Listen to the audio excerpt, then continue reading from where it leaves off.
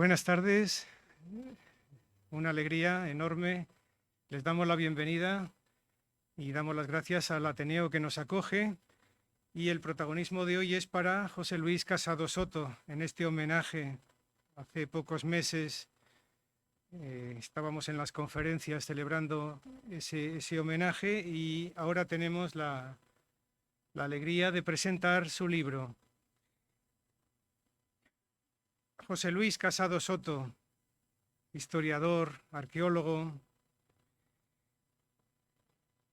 tanto de arqueología subacuática como terrestre, constructor naval, presidente del Centro de Estudios Montañeses, qué buena herencia, hijo predilecto de Santander, director del Museo Marítimo.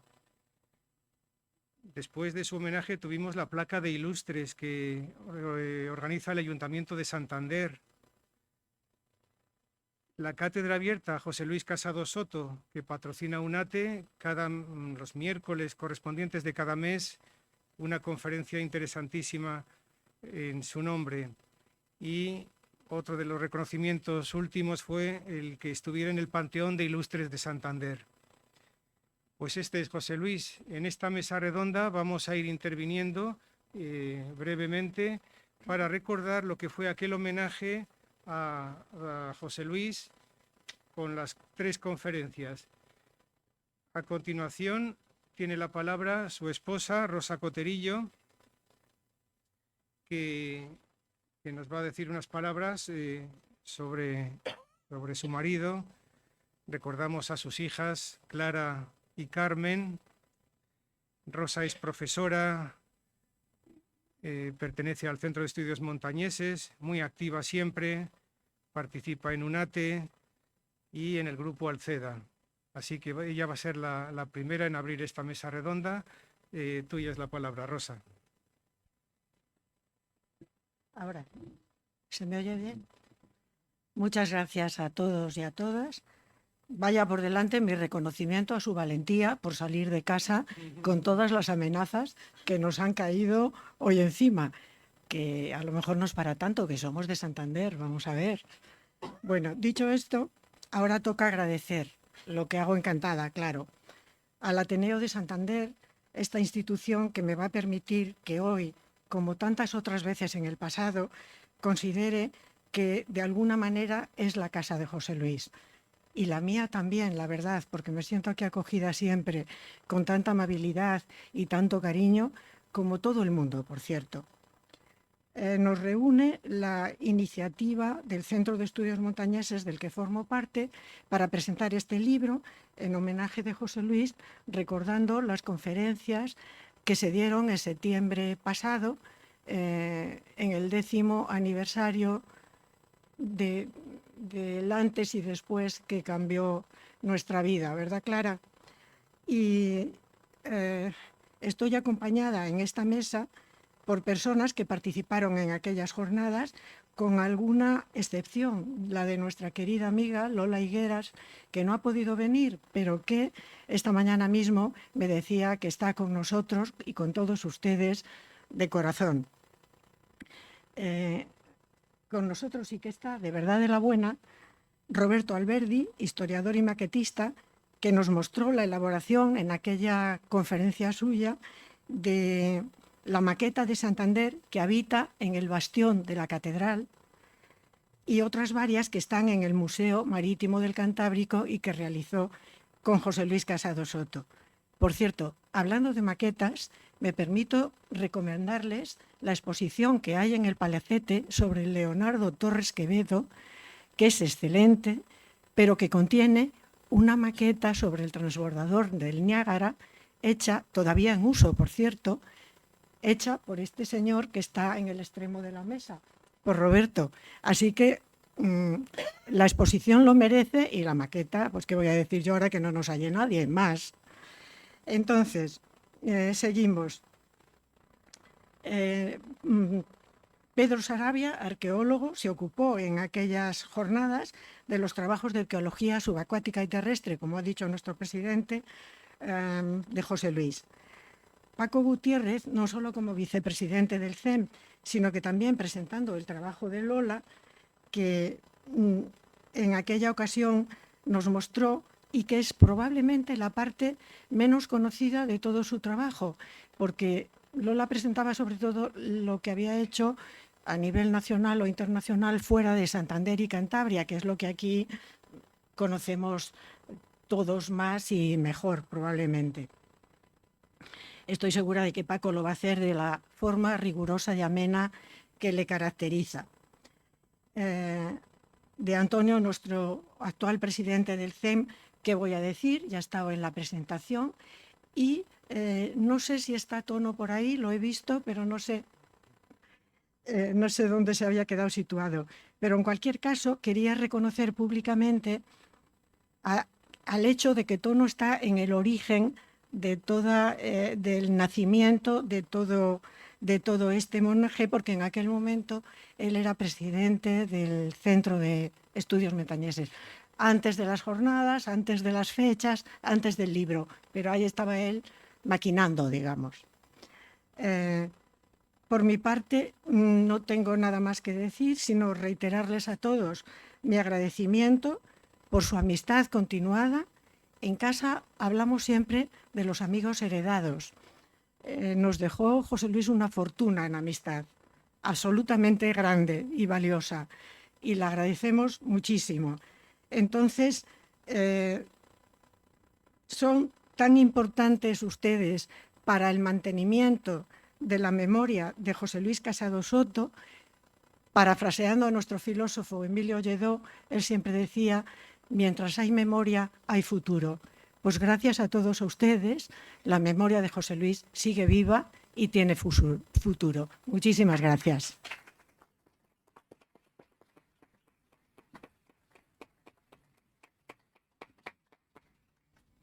Muy bien, gracias, Rosa.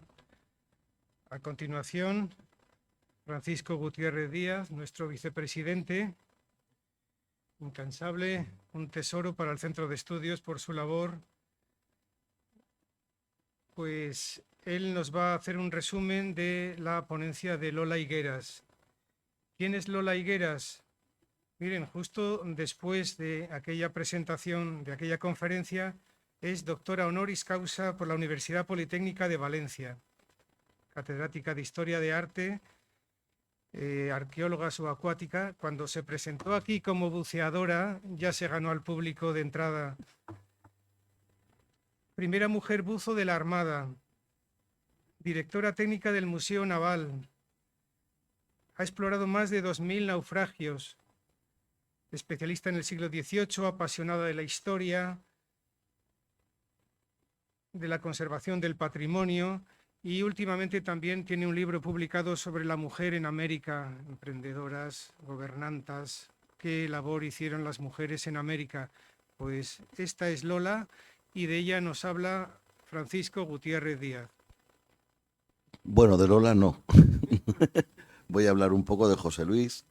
La ponencia de Lola la oí aquí y luego me la he leído cuando estábamos con las pruebas de la edición del libro. No obstante, yo no voy a pretender hacer o decir lo mismo que dijo Lola, porque además si digo lo mismo no se van a leer ustedes el libro y lo que hace falta es que se le lean. Pero sí que lo mismo que ella hizo, ella en primer lugar a lo que más se dedicó en la primera parte de su conferencia fue a resaltar los valores humanos y los valores intelectuales de José Luis Casado Soto. Y yo también puedo hacer eso porque también le conocí lo suficiente como para... Yo sobre todo en las cuestiones en las que José Luis Casado Soto merece ser destacado, yo diría que en primer lugar sería por su forma de escribir, por su forma de explicarse. Quiero decir, José Luis era un erudito, era un hombre que sabía mucho, muchísimo. Y sin embargo los eruditos muchas veces, cuando uno coge sus textos, al cabo de un poco rato se le acaban cayendo de las manos porque entiende poco. El lenguaje muchas veces es un lenguaje complicado, no al uso de la gente, y es difícil leerlos. Eso no pasaba con José Luis. como tampoco pasó en su día con Menéndez Pelayo. Menéndez Pelayo es una maravilla leerle, porque uno de repente piensa, uy, Menéndez Pelayo, escribiendo de literatura, uf, eso debe ser, y sin embargo, uno lee a Menéndez Pelayo y utiliza un lenguaje tan castizo, tan agradable, tan cercano, que pues da gusto leer algo que, siendo muy erudito, es perfectamente comprensible y además ameno. Pues a José Luis le pasaba lo mismo. José Luis sabía exponer cuestiones que para la generalidad de las personas pues no son fáciles de aprender, con una amenidad, con un lenguaje tan cercano y tan comprensible que era una delicia oírle. Yo me acuerdo un día, pero además con mayores y con niños. Me acuerdo un día que no sé por qué coincidí con él en Santoña, que estaba en el paseo marítimo hablando a una pila de niños.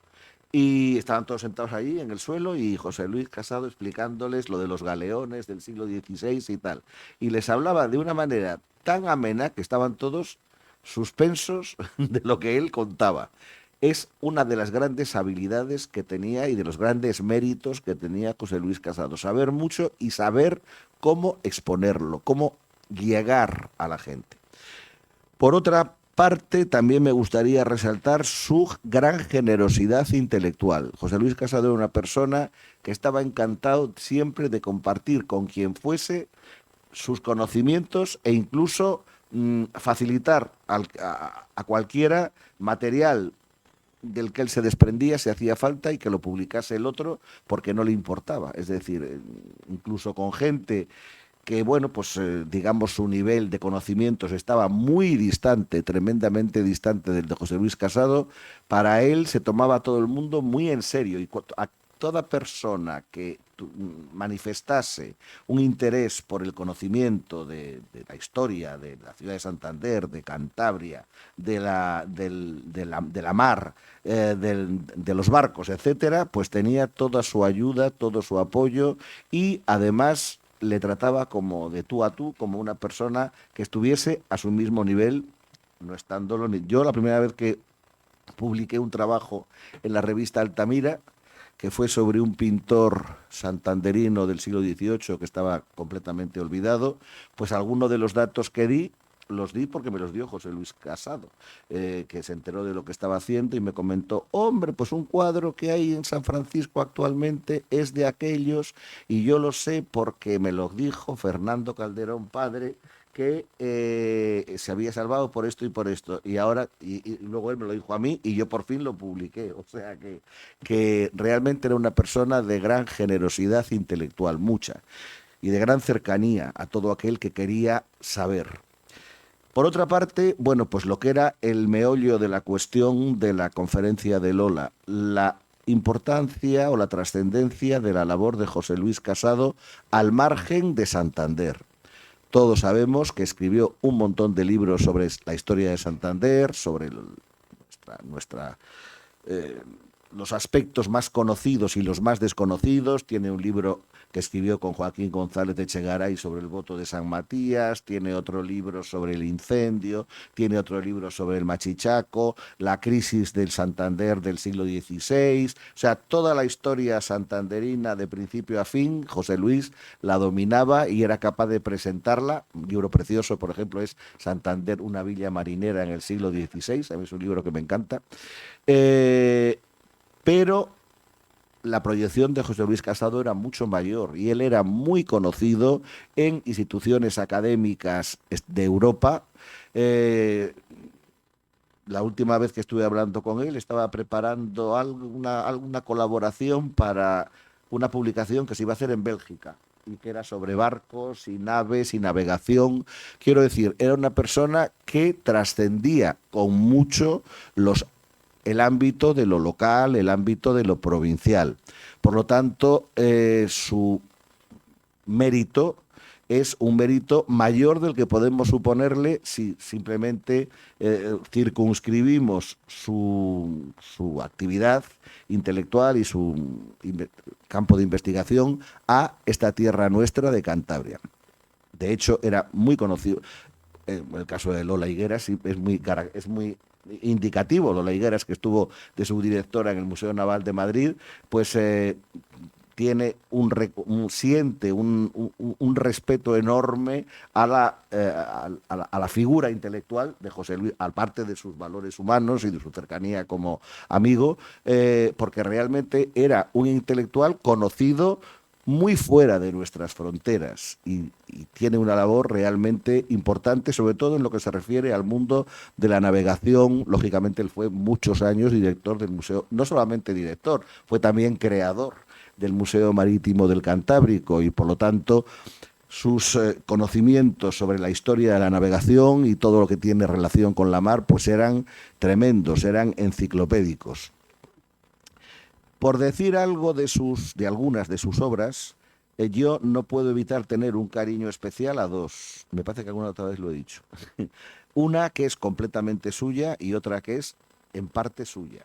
A mí un libro que me encanta es el que tituló Cantabria vista por viajeros de los siglos XVI y XVII, porque es un libro amenísimo y es un libro interesantísimo, donde José Luis fue rescatando textos de autores de fuera de nuestras fronteras que en el siglo XVI y XVII escribieron algo, pues habían pasado por aquí, literatura de viajes, tal, que habían pasado por Cantabria.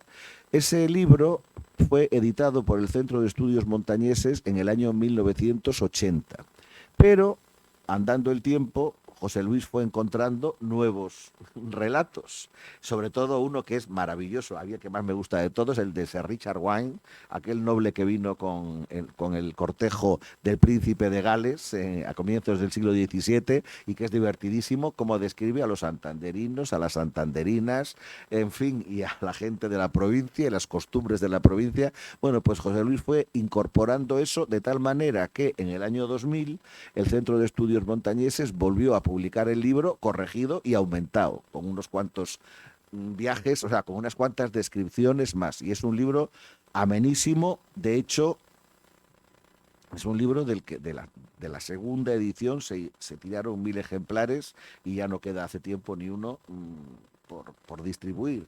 Se agotó la edición. Y el otro libro que a mí me parece muy importante también, entre otros muchísimos, claro, es el de las rutas jacobeas por Cantabria. Porque ahí lo que hizo José Luis Casado fue además muy hermoso desde el punto de vista de que hizo que no quedase en el olvido el gran esfuerzo que había realizado alguien antes que él, que fue Fernando Barreda. Fernando Barreda, tantos años presidente del centro, en una época en la que nadie sabía ni imaginaba ni se le pasaba por la cabeza pensar que por Cantabria habrían discurrido rutas jacobeas, pues Barreda fue apuntando, tomando nota de todo lo que documentalmente y físicamente encontraba de restos de hospitales de peregrinos, de calzadas, de iglesias con advocación de Santiago, de tal manera que llegó a reunir un fichero muy voluminoso de datos sobre las rutas jacobeas de Cantabria. Pero Barreda murió y en el Centro de Estudios Montañeses quedaron aquellas fichas allí, ¡pum!, ahí se quedaron. Hasta que en el año 88, 89, José Luis Casado y María del Carmen González Echegaray retomaron eso, lo dieron forma, lo organizaron, lo sistematizaron y cada uno de los dos además escribió un texto muy interesante y muy ameno sobre el mismo tema. Y se publicó por fin aquel trabajo de Fernando Barreda con la gran aportación que hizo María del Carmen y con la gran aportación que hizo José Luis. Además con textos también escritos con una gran amenidad. Bueno, aquello dio a conocer en el año 1993 a los santanderinos y cántabros que aquí había habido rutas jacobeas. Hoy en día están declaradas Patrimonio de la Humanidad. Algo que nadie sabía en los años 50, hoy en día está declarado Patrimonio de la Humanidad y eso ha sido gracias a Fernando Barreda, que empezó a estudiarlo, pero luego a José Luis Casado y a María del Carmen González de Echegaray, que aquello lo sacaron adelante y lo dieron forma y lo publicaron. La figura de José Luis Casado, bueno, pues siempre será una figura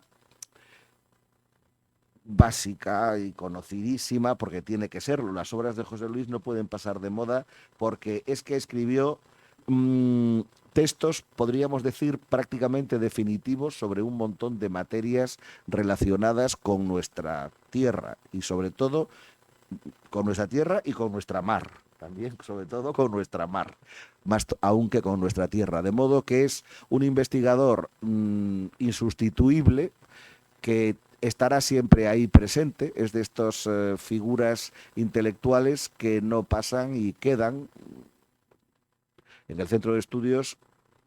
Allá por los años 40, 50, pues había un montón de gente que hicieron diversas aportaciones, pero muchos nombres, como es lógico, han ido cayendo, no en el olvido para nosotros, pero sí desde el punto de vista del conocimiento general, pero no han caído en el olvido, pues don Marcial Solana, no ha caído en el olvido José Simón Cabarga, no ha caído en el olvido Fernando Barreda. ¿Por qué? Porque hicieron una labor profunda y seria. Pues no digamos después una generación que estaba aún intelectualmente más preparada porque había tenido más facilidades también para formarse, como pasó con Joaquín González con Torlo González de Chegaray, con José Luis Casado, etcétera, son referentes insustituibles y lo seguirán siendo sin duda alguna de el conocimiento y del acercamiento a la historia, a las costumbres, al patrimonio, al arte, a todo lo que se ha movido en torno a esta tierra de Cantabria. Bueno, pues nada más. Muchas gracias.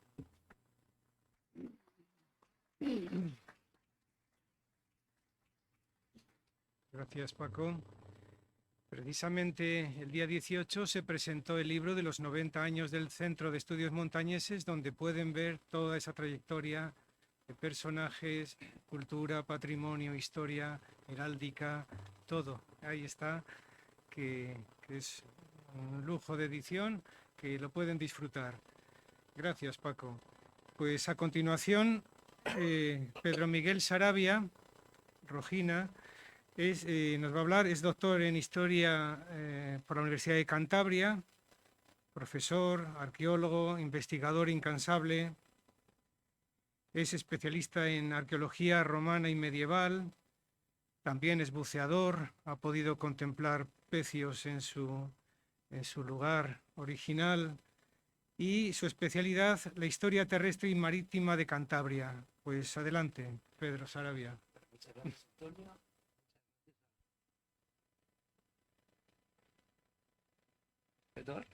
Para todos nosotros, para todos los que amamos esta tierra y su historia y su cultura.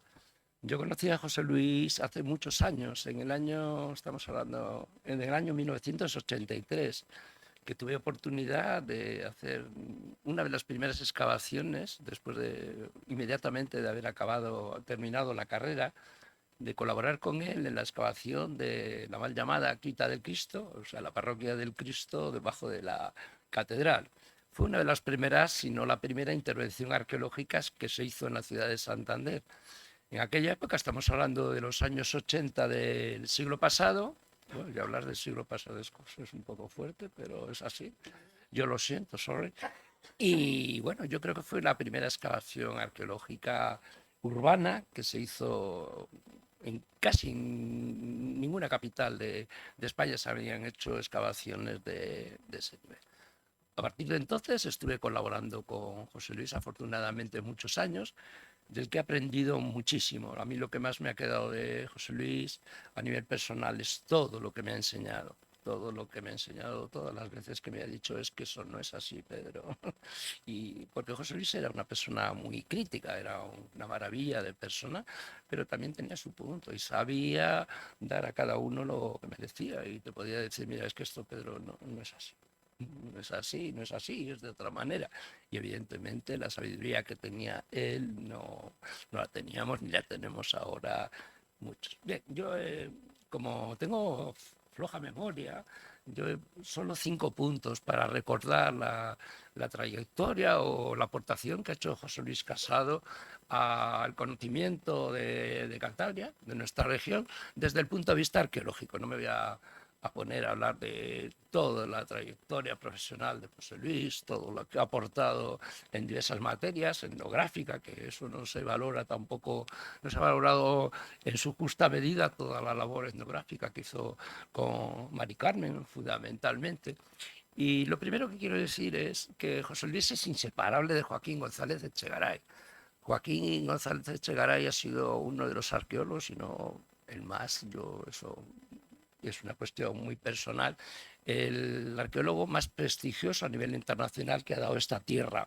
Es una opinión, porque la investigó en muchísimos lugares, en Palestina, y sus excavaciones en Cuadamorín, el Julio, etcétera, etcétera, traspasaron las fronteras de nuestra región en una época en que las excavaciones del Paleolítico, a lo que me estoy refiriendo, eran un poco más o menos ancladas en lo que era principios del siglo XX, y fue capaz José Luis con Joaquín y Freeman, Leslie Freeman, que mucha gente no se conoce quién fue Freeman, pero Leslie fue una persona muy importante para el desarrollo de las investigaciones arqueológicas en Cataluña. Bueno, la cuestión es que es inseparable. Joaquín hizo, José Luis con Joaquín, varias publicaciones en epigrafía romana, dando a conocer inscripciones romanas de la región olvidadas, y bueno, fue una gran aportación que hizo. La Catedral de Santander, que era lo que comentaba al principio de esta intervención, fue una excavación fundamental para conocer el origen romano de nuestra ciudad, de nuestra actual ciudad. Una excavación compleja. Todas las excavaciones arqueológicas urbanas tienen una complejidad grandísima. ¿Por qué? Porque son lugares que a lo largo del tiempo se han ido modificando, transformando, etcétera, etcétera. De todas las maneras, se consiguió hallar o documentar una estratigrafía bastante compleja de lo que era el Santander de principios de la era hasta el siglo IV, época medieval, bajo medieval, alto medieval, etcétera, etcétera. Yo creo que es una excavación que desgraciadamente no se ha publicado en su integridad, aunque creo que merecería la pena hacer un esfuerzo por recuperar toda la documentación que hay sobre el tema y sacar una monografía como se merece, porque verdaderamente merece la pena. Otras aportaciones que ha hecho José Luis: la muralla de Santander. La muralla de Santander, afortunadamente, bueno, se conocía lo que se conocía por documentación, y José Luis Casado, en una publicación que habéis comentado antes de Santander en el siglo XVI aproximadamente, hizo un esquema así, bastante elaborado, de lo que podía ser el contorno de la ciudad foral de Santander a partir de 1137. Y bueno, la curiosidad es que él acertó en bastantes puntos, porque de hecho en el 2006, por el Ayuntamiento de Santander, en un convenio con la universidad y por una serie de casualidades que en este caso fueron afortunadas, se localizó un tramo de la muralla en lo que es actualmente la Plaza Velarde, o lo que llamamos la Plaza Velarde. Y muchas de lo que José Luis planteó 20 o 25 años anterior se pudo comprobar. Con lo cual eso fue una aportación importantísima. Es otra excavación que, por cierto, como que hay gente entre nosotros que está implicada, que es una excavación que merece la pena ser publicada como se debe. Es otra de las excavaciones, una publicación que nos enseñaría mucho a saber, a aportar al conocimiento de la ciudad. Y ya, por último, el tema de la arqueología subacuática. José Luis Casado Soto fue uno de los principales promotores de la arqueología subacuática en Cantabria y en España. De hecho, en el año, si no recuerdo mal, en el año 1997 se publicó el Libro Verde. El Libro Verde era una publicación del Ministerio de Cultura de aquel entonces, en el que se determinaban las posibilidades que tenía la arqueología subacuática en todo el litoral español para hacer trabajos coherentes y ya con una programación digna de la época en la que se estaba, ¿no? El típico excavación, la típica intervención de recoger 4 ánforas y sacarlas a superficie y punto, ¿no? Y en ello se puso en un plan que se llamó Carsucan, que era un proyecto de hacer una carta arqueológica del litoral cántabro. Y se hicieron varias intervenciones. Muchas de estas intervenciones derivaron de un trabajo previo de documentación, que eso es lo que menos se ve, pero el trabajo previo de documentación es una condición sine qua non.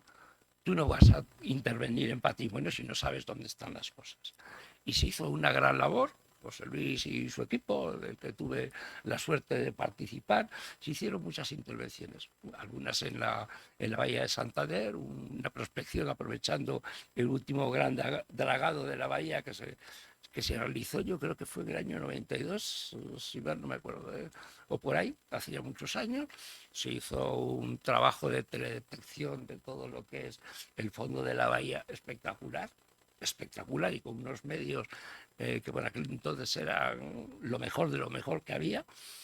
Es otra cuestión que se quedó en el limbo de los justos, porque una cosa es investigar y luego hay un trabajo posterior de documentación, de estudio del trabajo que se ha realizado, que casi siempre se queda en el aire. O sea, es mucho trabajo, pero luego lo que verdaderamente lleva tiempo, que es la documentación y el análisis de los datos que se consiguen, en este caso de esa prospección, pues se quedaron en el limbo de los justos, pero bueno, sabemos dónde vivimos, ¿no? Es el típico país de la inauguración y luego ya veremos a ver lo que pasa, lo inaugurar, ¿no?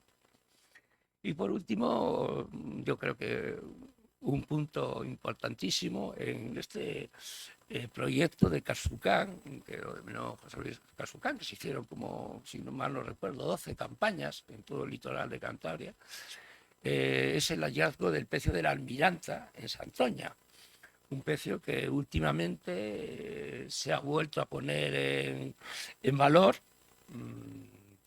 o presuntamente en valor, se ha vuelto a documentar, a identificar, y es quizá el primer galeón, específicamente, y José Luis siempre me lo decía, dice, vamos a ver, todo lo que llaman galeones por ahí que se hunden no son galeones. El galeón es un buque específico, es un buque de guerra, no es un carguero, no es un buque mercante, es un buque de guerra diseñado para la guerra.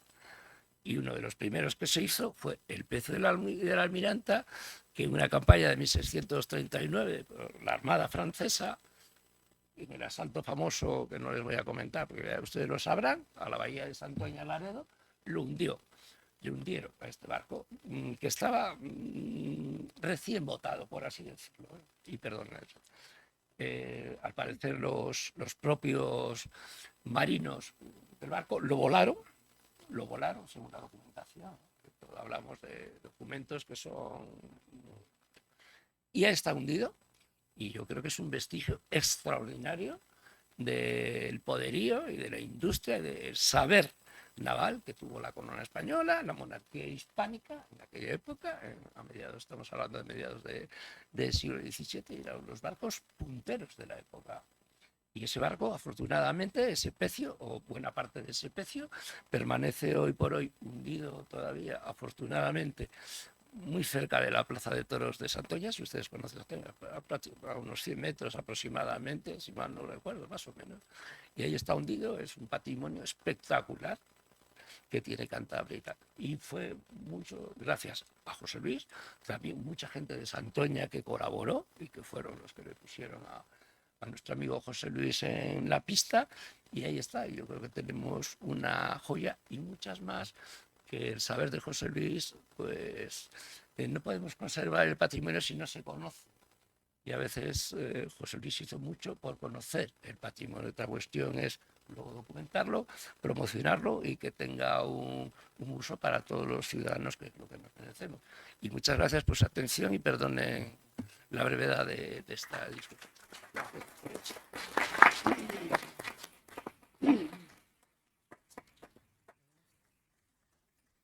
Muchas gracias, Pedro.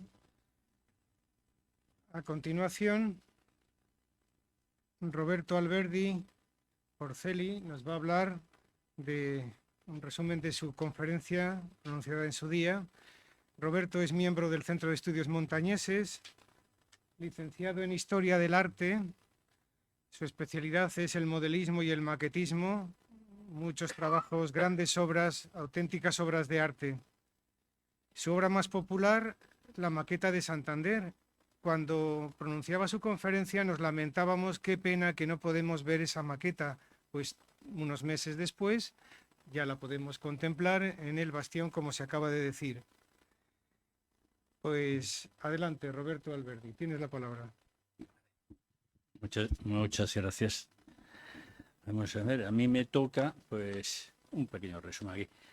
Me toca y concierne aludir a todos aquellos estudios, investigaciones y levantamientos de planos, algunos muy concretos, que Casado Soto realizó y tuvo la visión de poder llevar a cabo con la realización de ejecuciones en 3 dimensiones. A modo expresivo, para ello es la expresión de la maqueta. Esta es la relación laboral que yo tuve con José Luis. El primer contacto con José Luis fue en 1992 con motivo de la Expo de Sevilla.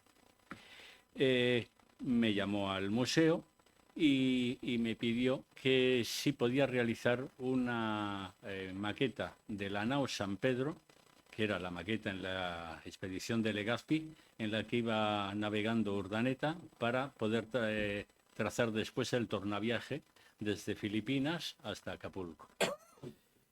El modelo ese, que es a escala 1:20, le empiezo a comenzar. Estas fotos corresponden a otras maquetas. Pero bueno, la nao San Pedro se empieza a ejecutar y le pido a José Luis, ¿me oyen bien? Sí. Le pido a José Luis si le parece bien que la madera a escoger sea caoba, porque era la más parecida a la que se utilizó en la construcción en el puerto de la Navidad en México, en la zona de Jalisco. Y entonces es una caoba mucho más clara que la americana, pero que daba el pego a la escala. Bueno, pues empezó a ejecutar la construcción. Según yo iba construyendo el casco del barco, al cabo de un periodo me pide si le puedo forrar la parte de obra viva, que es la sumergida, con placas que simulen plomo. Y entonces con un amigo le preparé una matriz con el tamaño de cada una de las placas y 700 y pico placas. Aquel amigo estuvo martilleándolas durante un montón de tiempo hasta que salieron y yo las iba después pegando en el casco de la forma idónea. El barco tenía que seguir elevándose y tuve que crear una especie de andamiaje para que se soportase todas las varengas, que son la parte alta del costillar, para después poder forrar el casco. Una vez concluido eso, encargué unos cañones que, así como otros maquetistas los hicieron en plomo y pintados de negro como si fuesen de hierro, yo me lancé al ruedo y decidí que los cañones, dado que era un barco de la corona, se tenían que hacer en bronce. Y hubo una empresa de la zona de Torrelavega, muy próxima, que me ejecutó los cañones. Y que yo recuerde, es el único barco que estuvo en la Expo de Sevilla, en el pabellón de la navegación, cuyos cañones eran de bronce macizos, perforados.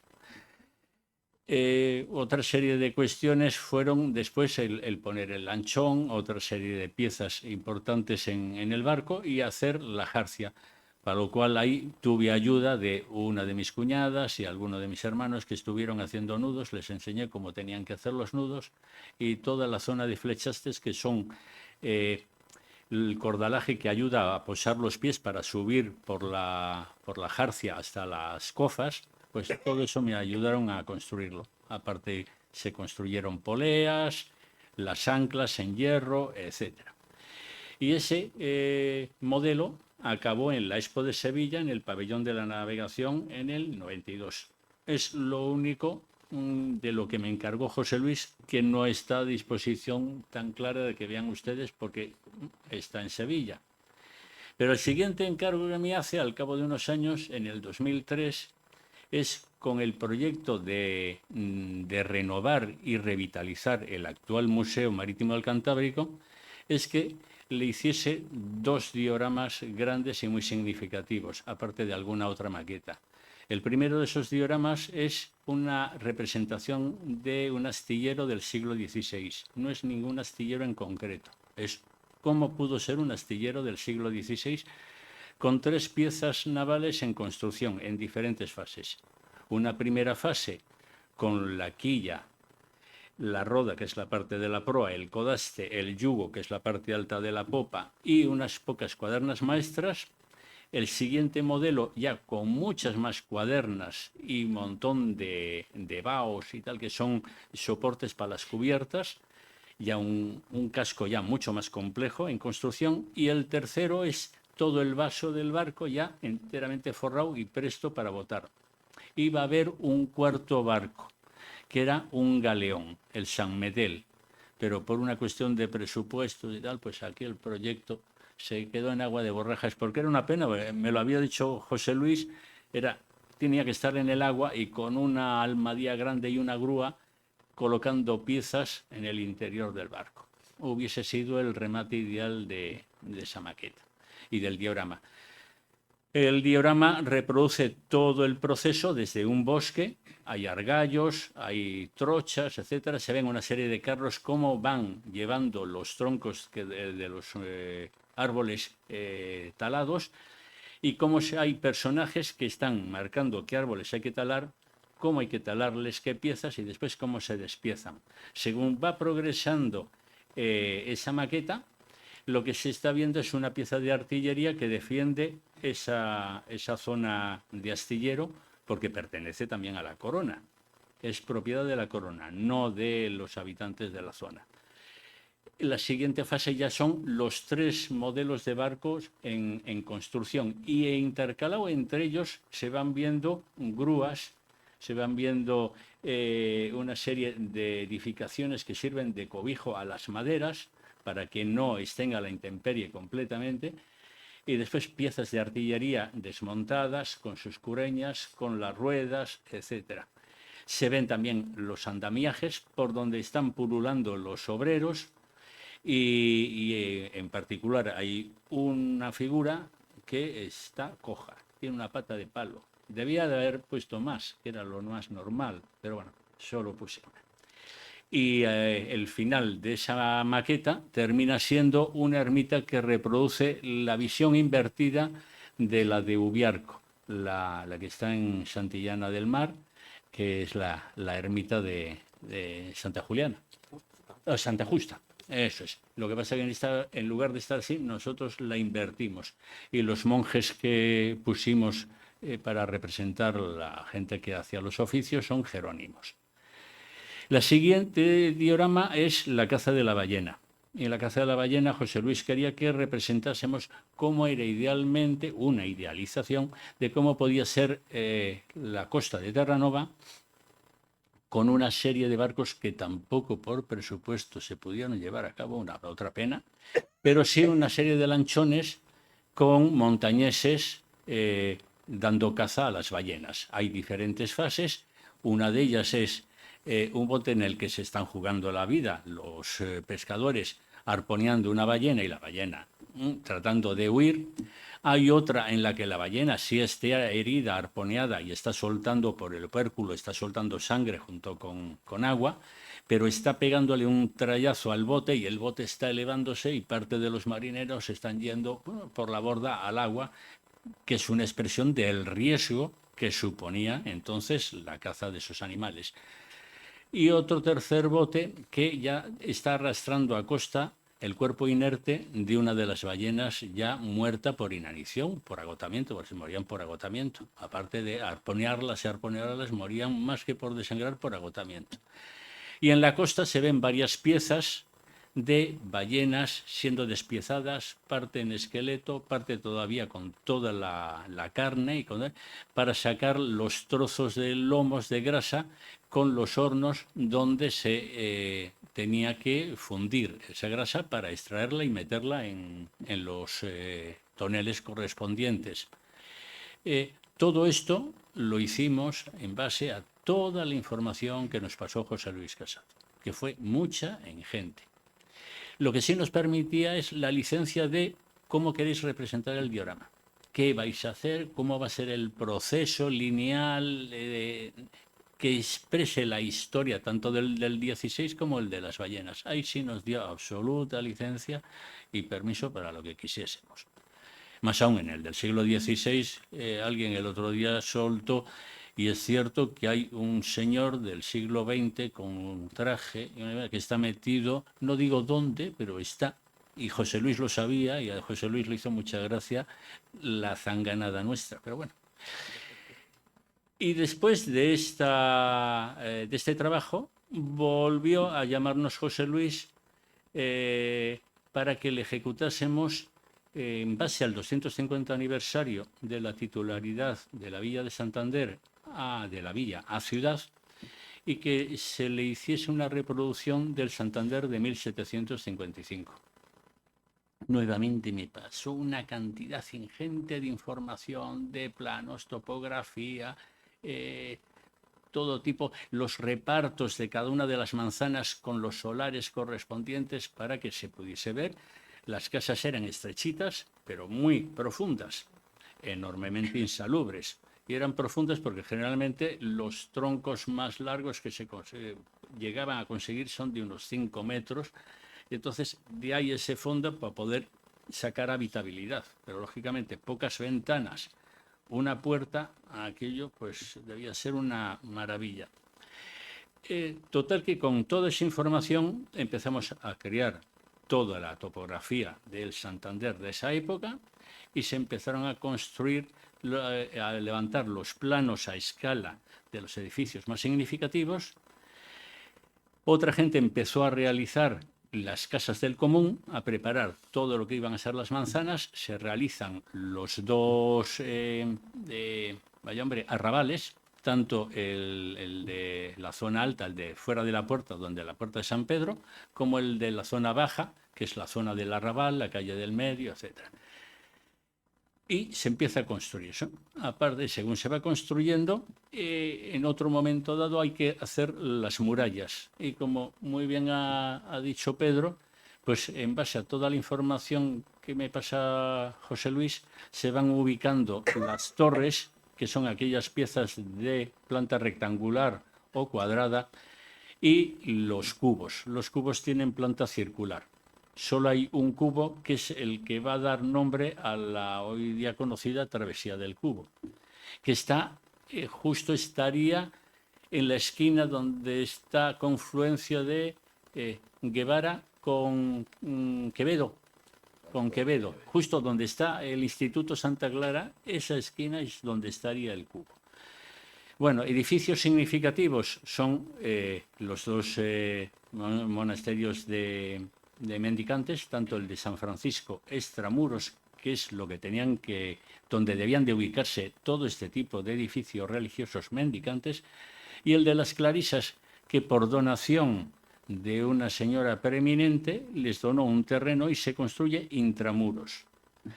Después está la reproducción de la catedral, cuya planta no es exactamente la de la torre, no encaja con la actual, debido al terrible incendio del 41. Pero claro, los planos que nos pasó José Luis teníamos que cumplirles exhaustivamente tal como era en el siglo XVIII. Junto a la catedral está el castillo de San Felipe, que después a finales del siglo XIX ya desaparecería, y parte de ese solar, parte, no todo el solar, lo ocuparía parte del Banco de España.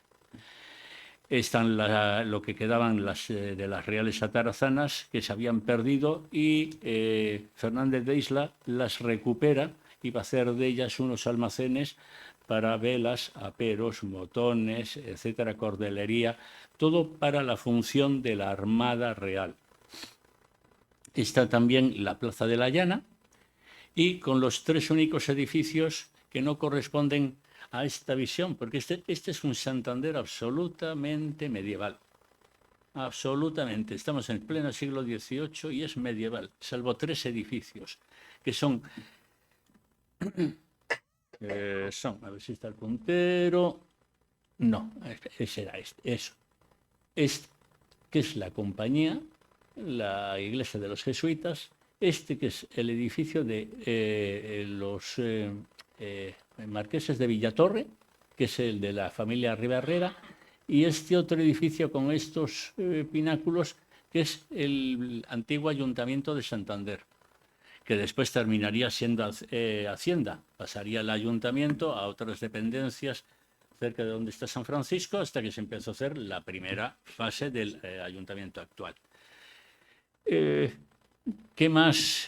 Bueno, están las torres medievales, que son las que le dan una enorme significación a este Santander antiguo, que están por aquí. Esta es otra torre, esta es la torre del Almirante, esta es una torre de los Escalante, esta es la torre de los Arce, y después aquí en Ruamayor hay otras 3 torres, que son de los antiguos linajes que se habían mantenido ya perdiendo tanta preponderancia como habían tenido anteriormente, y ese peso específico de aquellos linajes les había ido cogiendo la familia Ribarrera, que es la que aparece en el Palacio de los Marqueses de Villatorre.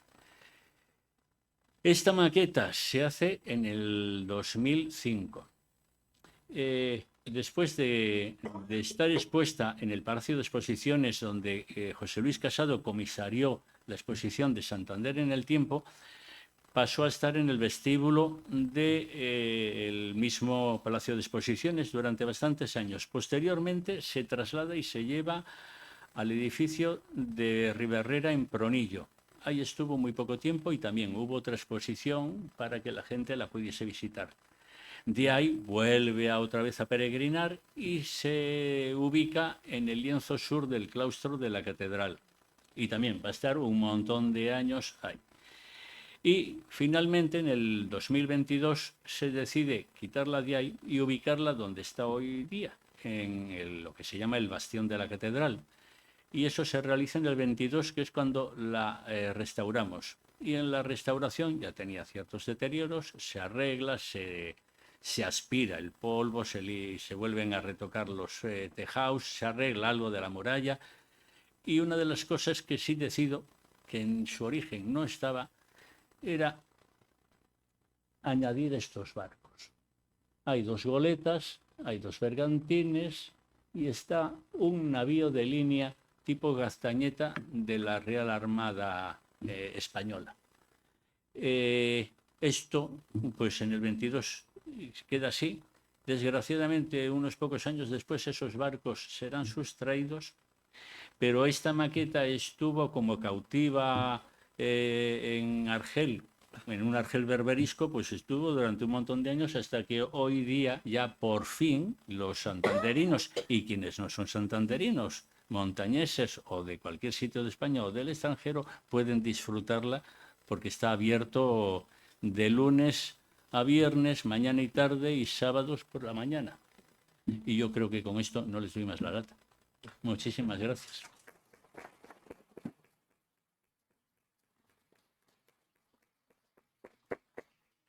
Muchas gracias, Roberto. Pues hasta aquí el cariñoso homenaje a José Luis Casado Soto. Ahora tienen ustedes la palabra. Si tienen dudas, preguntas, aclaraciones, pues aquí están los especialistas que les pueden solucionar cualquier duda. Adelante.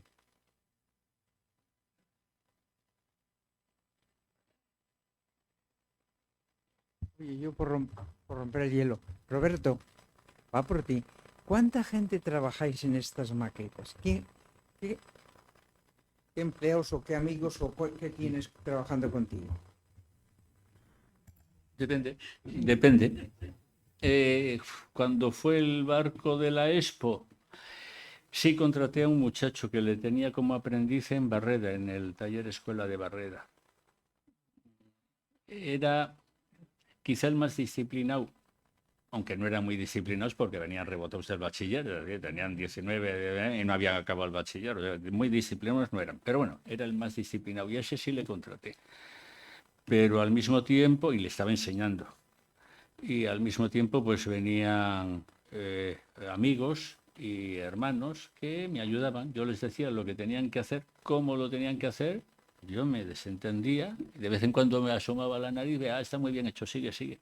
Y yo seguía haciendo otras cosas del barco, porque el barco había que entregarle, que fue en abril del 92, tenía que estar en Sevilla. En algún momento José Luis estaba catatónico conmigo, pensando, no llega el barco. Y yo, José Luis, el barco llega. Que no llega, que sí llega. José Luis, dedícate a otras cosas que tienes más en la cabeza y déjame a mí con esto. El barco llegó de sobra, pero estaba muy nervioso. A veces venía en Cornazo, le construía en Cornazo en un taller que alquilé. Y a veces venía, y, oh, José Luis, no me desquicies, tranquilo, que va a llegar. Y después José Luis iba tranquilo. Pues eso, esa gente. Con lo del Museo Marítimo del Cantábrico, tanto lo de las ballenas como lo del astillero del 16, lo hicimos entre José Francisco y Cuartas y yo, solitos. Ahí no intervino nadie más. Y en esta hubo bastante más gente. Hubo más gente porque mientras yo levantaba planos de los edificios más significativos, otros iban pegando láminas de aislantes de vivienda, de Forest. Esas iban pegando siguiendo las curvas de nivel de la planimetría que me había pasado José Luis. Después se van lijando, se van cortando, se suavizan y ya tienes el terreno. Mientras eso se va haciendo, pues otros van haciendo las casas del común. Yo empiezo a preparar toda la muralla. Después de preparar toda la muralla, empiezo a construir los edificios más significativos. Otros siguen con todos los hierbajos y con todo lo que hay, los repartos de diferentes colores, que hay múltiples. Ahí hicimos tintado pues como 7, 8 verdes y otros tantos ocres.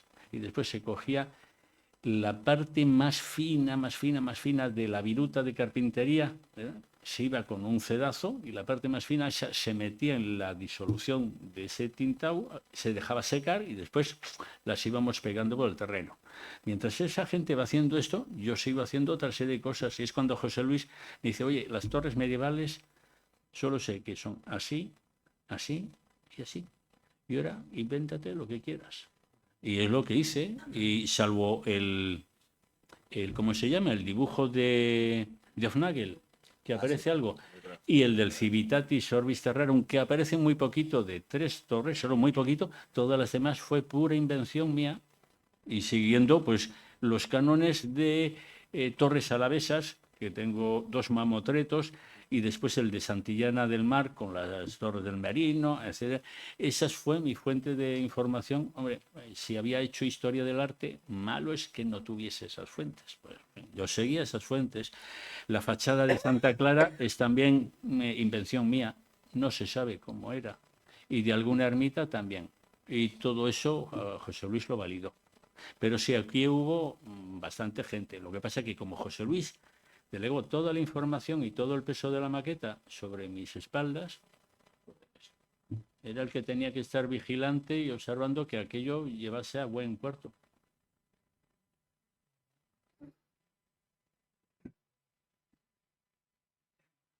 Hablar de la maqueta, que me parece fantástica. Has contado todo el itinerario, por todos los sitios que ha pasado, toda su biografía, su historia. ¿Qué te parece? ¿Es el sitio idóneo donde está? ¿Está bien explicada? ¿Está divulgada? ¿Es el sitio idóneo? ¿O quizás habría que ¿Por qué darnos tu me opinión? haces esa pregunta? Mójate. ¿Quieres que me moje? No, voy a mojar el gaznate un poco. Pero no me gusta, sabes que no me gusta mojar. Pero bueno, no, el sitio no es el idóneo. Podía haber sido el idóneo en su momento. Pues ahora se ha quedado, bueno, y salvo las aves como un Cristo con 2 pistolas. No pinta ahí nada, no dice nada, no hay explicación alguna, salvo algo que yo he ido explicando a las 3 personas que hay allí, que les explico cuáles son los edificios más importantes, qué son, de qué época son, etcétera, evolución histórica, algo de los arrabales, pero no hay nada. Es decir, el que venga y mire la maqueta, siempre me dicen que gusta muchísimo y que la gente sale muy contenta de lo que ve. Pero claro, si no han pedido explicaciones, pues entran y se van, como yo en el Louvre paso de largo con la Gioconda, porque no me interesa la Gioconda, y no te enteras de nada. No es el sitio. Estoy planeando alguna cosa para ver si se puede sacar de ahí, aunque me huelo que no me van a hacer ni caso. Pero bueno, las buenas intenciones, como ya dije otra vez, para esas cosas, dineros posiblemente haya. Lo más importante es la voluntad. Y me huelo que voluntad poca. Poca. Y me parece que poco es mucho. Y yo pienso que el sitio sí podría haber sido el adecuado si se hubiera hecho lo que se dijo en principio.